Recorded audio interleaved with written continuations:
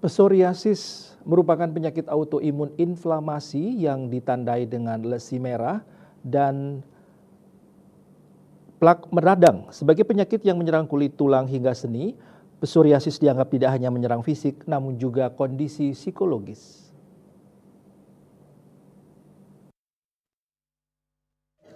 Menurut Dr. Igusti Ayurake Susanti MKes, Kepala Bidang P2P Dinas Kesehatan Provinsi Bali, para penyintas psoriasis kerap kali mendapatkan stigma negatif di dalam kehidupan sehari-hari. Dengan adanya kondisi khas terhadap kulit, para penyintas psoriasis sering dianggap sebelah mata oleh orang-orang di sekitarnya. Hal ini yang semakin membuat penyintas psoriasis mengalami penurunan produktivitas dan membutuhkan perhatian yang lebih baik.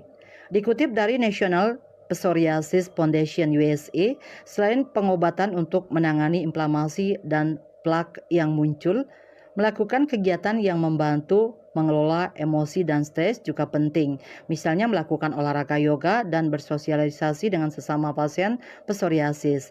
Yoga dinilai dapat membantu meringankan nyeri sendi, meningkatkan rentang gerak, serta mengendalikan stres melalui meditasi.